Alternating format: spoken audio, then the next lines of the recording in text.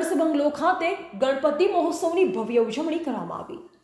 ગણપતિ બાપા મોરિયાના નારા સાથે આયોજન કરવામાં આવ્યું, જેમાં તમામ પરિવારે ઉત્સાહપૂર્વક ભાગ લીધો। રોજ રાત્રે ગરબાનું આયોજન થયું હતું। પાંચમા દિવસે ગણપતિ મહાઆરતી, પૂજા અર્ચના અને મહાપ્રસાદનું વિતરણ કરવામાં આવ્યું। આ ઉત્સવમાં પૂર્વ સાંસદ પરબતભાઈ પટેલે પણ હાજરી આપી ગણપતિ દાદાના દર્શન અને આરતી કરી। પ્રદીપભાઈ શાસ્ત્રીએ મંત્રચાર બોલીને મૂર્તિનું વિસર્જન કર્યું, જેમાં પૂર્વ સાંસદ પરબતભાઈ પટેલે આયોજકો અને ગણપતિનો ઉત્સવ ઉજવણી કરનારાઓને તમામને ગણપતિ મહોત્સવની શુભકામના પાઠવી હતી। Bureau report Ranabhai Paregi, Banaskantha. સમગ્ર દેશમાં અને રાજ્યમાં જ્યારે ગણપતિ મહોત્સવની ઉજવણી થઈ રહી છે ત્યારે ભૂતકાળ આપણો એવો હતો કે આપણે જન્માષ્ટમી, પર્યુષણ, રક્ષાબંધન આ બધું આવતું, પણ ગણેશ મહોત્સવ દક્ષિણમાં હતો, આપણે નહોતું।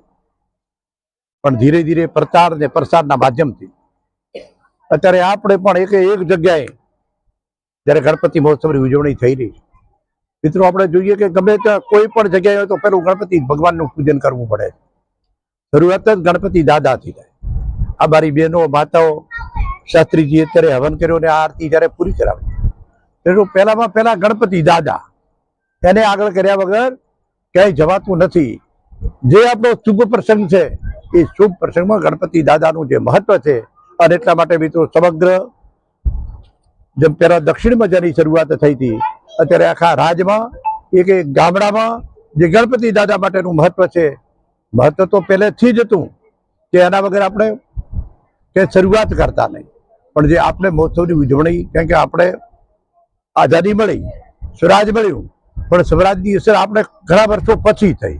એમ આમાં પણ ધર્મની બાબતમાં ધર્મ મારી બહેનો થકી ટક્યો, એમના થકી જ ધર્મનું રક્ષણ, જતન બધું બહેનો થકી થાય।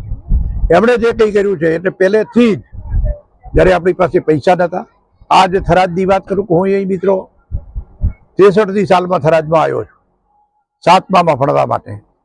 ત્યારનું મારું થરાદ, હું નોકરી કરું ત્યાં સુધી નળ કનેક્શન અહીં નહોતો, સંડાસ તો કોઈ ઘેર હોય જ નહીં, બંગલો। આજે છો ત્યારે એમ હતું કે આત્મા કેટલા રહેવા જશે, કોણ રહેવા જશે, અત્યારે બધા ઘર ભરેલા છે। થરાદનું ડેવલપમેન્ટ આપણી શાંતિની આભારી છે। અને મારા મિત્રો એ પણ કેવું છે કે આજ સુધીના દેશમાં સમગ્ર વિશ્વમાં સનાતન ધર્મ મોટામાં મોટો ધર્મ છે, અને હિન્દુસ્તાન એ તમામ પ્રજા ધર્મપ્રેમી જનતા છે। સનાતન ધર્મમાંથી બધા ધર્મો જુદા પડ્યા છે, પણ જ્યારે સનાતન ધર્મ થકી જે કંઈ કામ થાય છે, અને એને લીધે આપણે બધા જ ધર્મના પ્રસંગોમાં અત્યારે તો હવે મારી બહેનો પાસે પણ કામ રહ્યું નથી, આપણને કામ એક ખૂબ બધું છે કે મારા છોકરાને ભણાવવાનું, લેવા જવાનું, મૂકવા, કે મંદિરોનો પુનરુદ્ધાર થતો હોય। રામ મંદિરની વર્ષો પહેલાની જે આપણી 500 વર્ષથી જે માંગણી કરતા હતા, જે મિત્રો પૂરું થયું હોય। વિશ્વકર્માનું મંદિર હોય, મહાકાળ ઉજ્જૈન હોય, અને કાશી વિશ્વનાથ પહેલા પણ જતા હશો, અત્યારે જતા હશો, સોમનાથ ભગવાન, આ બધું જે મિત્રો થયું છે। પણ તમામ પ્રસંગોમાં ગમે તેને આગળ કરીએ, જેમ રામ માટે હનુમાન પહેલા હતા, એમ કૃષ્ણ ભગવાન કે આપણા બધા જ ધર્મોમાં, બધા દેવ દેવતાઓમાં ગણપતિ દાદાને આગળ કરીને આપણે નીકળ્યા છે। આજના મિત્રો શુભ પ્રસંગે મને ભાઈ આદાભાઈએ સમાચાર આપ્યા કે અત્યારે હવન છે, એટલે જ હું અહીં આવ્યો। એટલે એ તમારા વચ્ચે આવવાનું થયું। તમારા બધાના ધર્મપ્રેમી જનતા હવનમાં પણ તમારો ચાલુ હતું, એમાં પણ બેઠો ને આરતી લેવાનો મોકો મળ્યો, એ બદલ હર્ષ બંગલોદના બધા જ મિત્રોનો, આમ તો ગણપતિ દાદાનો ઉત્સવ ખૂબ ખૂબ શુભકામનાઓ।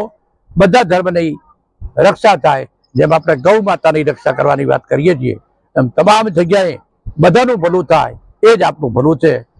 આંગળી ચિંતાનું પુણ્ય છે, તો બધાના ભલામાં ભાગ રાખીને આપણે ચાલીએ। બોલો ગણપતિ દાદા કી।